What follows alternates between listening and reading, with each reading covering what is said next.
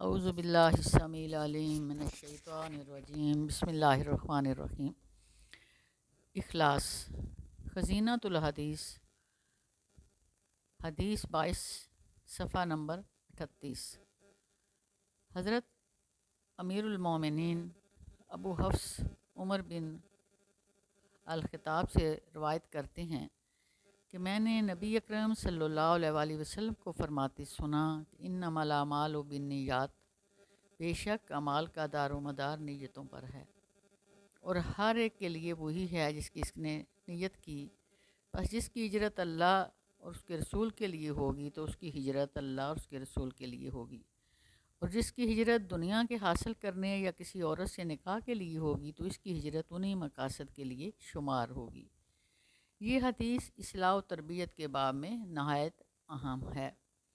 یہ ایک شخص تھا، جب ساری مسلمان ہجرت کر کے مدینہ پہنچ رہے تھے اپنے ایمان کی فکر میں، تو یہ مکہ سے ہجرت کر کے مدینہ پہنچا تھا صرف ایک عورت سے نکاح کرنے کے لیے۔ اس کا پس منظر یہ ہے، تمام اعمال کی اصلاح، فساد اور مقبولیت اور مردودیت کا دار و مدار نیت پر ہے، اور اعمال صالحہ پر ہے، اور اس کی اللہ کے ہاں قدر و قیمت ہوگی۔ جو صالحہ نیت سے کیا ہوگا اس کا ثواب ملے گا، جو بری نیت یا غرض کے لیے کیا ہوگا دنیا حاصل کرنے کے لیے، وہ اللہ کے ہاں مقبول نہ ہوگا، اور نہ آخرت کے بازار میں اس کی کوئی قیمت لگے گی۔ ایسا عمل وہاں کھوٹا سکہ قرار پائے گا۔ اسلام نیت کو عمل کا معیار قرار دیتا ہے۔ وہ ظاہری عمل سے زیادہ قلبی کیفیات کو پیش نظر رکھتا ہے۔ سورہ قاف میں فرمایا گیا، من خشی الرحمن بالغیب وجاء بقلب منیب فعبد اللہ مخلص اللہ الدین۔ من خشی الرحمن بالغیب وجاء بقلب منیب فعبد اللہ مخلص اللہ الدین۔ جو شخص رحمان سے بغیر دیکھے ڈرا اور قلب منیب لے کر آیا، پس عبادت کرو اللہ کی اپنے دین کو اس کے لیے خالص کر کے۔ قل انی امرت ان اعبد اللہ مخلص اللہ الدین۔ اے نبی صلی اللہ علیہ وسلم، کہو مجھے حکم دیا گیا ہے کہ میں دین کو اللہ کے لیے خالص کر کے اس کی بندگی کروں۔ سورہ زمر۔ سورہ راہ میں فرمایا، وَدَعُوهُ مُخْلِصِينَ لَهُ الدِّينَ، اور اس کو پکارو اپنے دین کو اسی کے لیے خالص کر کے۔ اللہ کے لیے خالص کرنے کا مطلب ہے اپنی پوری زندگی کا نظام اللہ تعالیٰ کی اطاعت و بندگی پر قائم کرنا۔ آپ صلی اللہ علیہ وسلم سے سوال کیا گیا، اخلاص کیا ہے؟ آپ صلی اللہ علیہ وسلم نے فرمایا، ان تقول ربی اللہ ثم استقم کما امرت، تم کہو اللہ میرا رب ہے، پھر اس پر قائم ہو جاؤ۔ عمل وہی ہے جس میں اپنی ذات کا کوئی فائدہ یا حصہ نہ ہو، بلکہ خالص اللہ کی رضا کے لیے ہو۔ بزرگان سلف کا قول ہے، اخلاص سے زیادہ سخت کوئی چیز نہیں ہے۔ اخلاص ضرورت و اہمیت، دنیا کے ہر کام کو احسن طریقے سے کرنے کے لیے اخلاص کی ضرورت ہے۔ اخلاص کے بغیر انسان کسی کام کے لیے محنت کر ہی نہیں سکتا۔ والدین کا اپنی اولاد کے لیے اپنے آپ کو مشقت میں ڈالنا اخلاص کے بغیر ممکن نہیں ہے۔ دنیاوی کاموں میں اپنے آپ کو اخلاص کے بغیر تھکانا ممکن نہیں ہے۔ نبی صلی اللہ علیہ وسلم کا ارشاد ہے، اللہ تعالیٰ فرماتا ہے، اخلاص میرے بھیتوں میں سے ایک بھیت ہے۔ جس بندے کو میں دوست رکھتا ہوں اس کو اس بھیت سے نوازتا ہوں۔ سبحان اللہ۔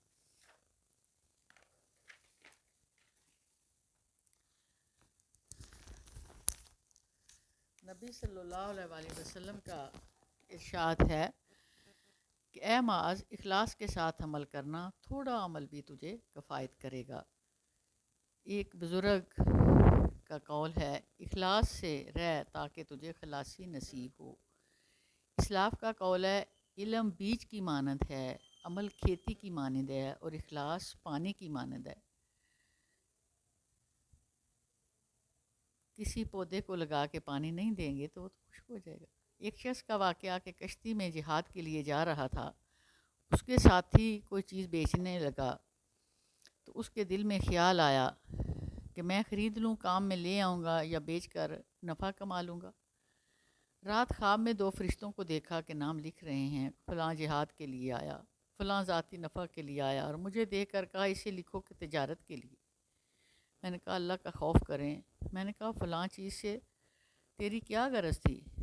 میں رونے لگا اور کہا واللہ میں تجارت کے لیے نہیں آیا۔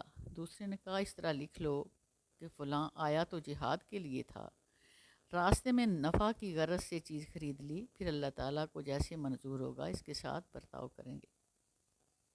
خواجہ حسن بصری رحمہ اللہ کا قول ہے، جنت جیسی جگہ تمہارے چند روزہ اعمال کا بدلہ نہیں ہے، بلکہ تمہارے اخلاص کا اجر ہے۔ حضور نبی کریم صلی اللہ علیہ وسلم کا ارشاد ہے، لوگوں اپنے اعمال خالصتاً اللہ کے لیے کرو، کیونکہ وہ کوئی ایسا عمل قبول نہیں کرتا جو صرف اس کے لیے نہ کیا گیا ہو۔ آپ صلی اللہ علیہ وسلم نے اپنی تعلیم میں قلبی ارادہ کو ہر اچھی اور برے عمل کی بنیاد قرار دیا۔ آپ صلی اللہ علیہ وسلم نے فرمایا، اللہ تمہاری شکل و صورت اور مال کو نہ دیکھے گا، بلکہ تمہارے دلوں اور اعمال کو دیکھے گا۔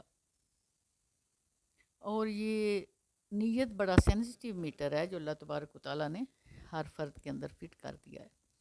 ذرا سا اپنی جگہ سے سرکتا ہے تو اچھا بھلا عمل مٹی کا ڈھیر بن جاتا ہے۔ حدیث مبارکہ، ایک گروہ لوگوں کی اقسام 4 ہیں۔ حدیث مبارکہ، ایک گروہ اپنے پاس مال رکھتا ہے، علم کے تقاضوں کے مطابق خرچ کرتا ہے۔ دوسرا کہتا ہے میرے پاس بھی مال ہوتا تو میں یوں ہی خرچ کرتا، یہ دونوں اجر میں برابر ہیں۔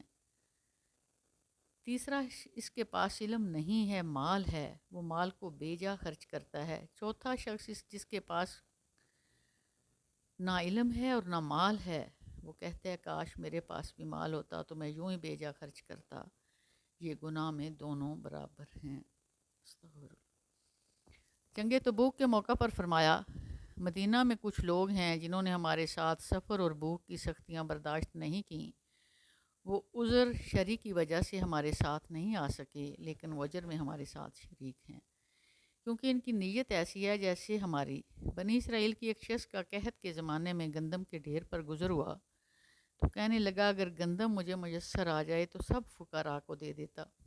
اس وقت کے رسول پر وحی کی گئی کہ فلاں شخص سے کہہ دو اللہ نے شخص کا صدقہ قبول کر لیا ہے۔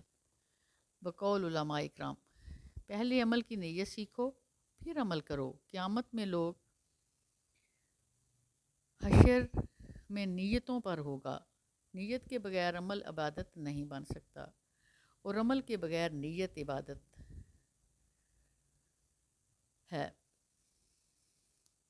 دنیا کی ساری قوتیں سارے صرف جسم پر حکمران ہیں، مگر ایک قدرت والا ہے جو دل پر حکمران ہے۔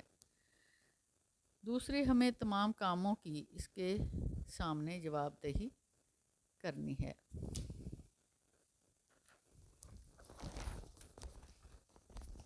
حدیث مبارکہ، من احب للہ وابغض للہ وعطا للہ ومنع للہ فقد استکمل الایمان۔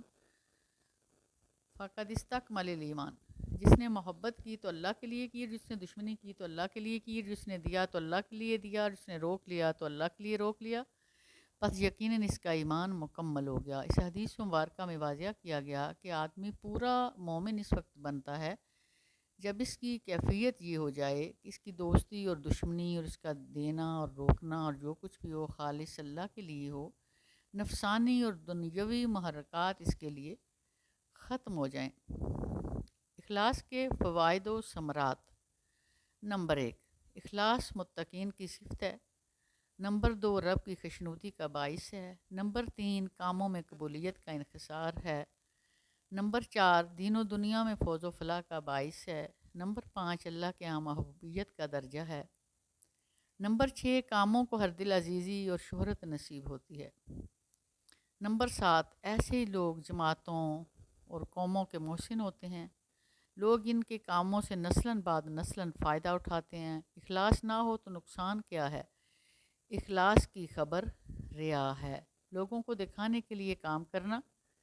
ریا سے آنے والی مصیبتوں میں سے ایک بڑی مصیبت جنت سے محرومی ہے۔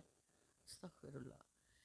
قیامت کے دن اللہ ریاکار کو 4 ناموں سے پکارے گا، اے کافر، اے فاجر، اے غدار، اے خاسر۔ تیری کوشش بیکار چلے گی، تیرا اعمال بیکار ہو چکے، یہاں آخرت میں تیرا کوئی حصہ نہیں ہے۔ دھوکے باز اپنے اعمال اجر و ثواب اس سے جا کر لے جس کو تو دکھانے کے لیے عمل کرتا تھا، اور اس سے بھی بڑی برائی اپنے کاموں کو اور اعمال کو عظیم خیال کرنا، یہ عجب ہے، ریا اور عجب اخلاق کی ضد ہے۔ حدیث مبارکہ میں جس میں ایک شہید، عالم اور مالدار کو بلایا جائے گا، ان سے باز پرس ہوگی۔ ایک آدمی نے سفیان ثوری رحمہ اللہ کی دعوت کی تو گھر والوں کو مخاطب کر کے کہا، اس تھال میں روٹی رکھ کر لاؤ جو میں دوسرے حج کے موقع پر لے کر آیا تھا، پہلے والے تھال میں روٹی نہ لانا۔ حضرت سفیان ثوری رحمہ اللہ اس کو دیکھا اور پھر کہا، اس مسکین نے اتنی سی بات سے اپنے حج کو باطل کر دیا۔ استغفر اللہ۔ اخلاص پیدا کرنے کے ذرائع: نمبر 1، تعلق باللہ، اللہ سے اپنا تعلق مضبوط بنائیں۔ نمبر 2، فکر آخرت۔ نمبر 3، قرآن و حدیث کا مطالعہ۔ نمبر 4، صحبت صالحہ سے تعلق، اور رات کو سوتے ہوئے سورہ کافرون پڑھ کے سوئیں تو اللہ تبارک و تعالیٰ ریا سے نجات دے گا انشاءاللہ۔ وآخر دعوانا ان الحمد للہ رب العالمین وما علینا الا البلاغ، الحمد للہ رب العالمین۔ دعاؤں میں یاد رکھیں۔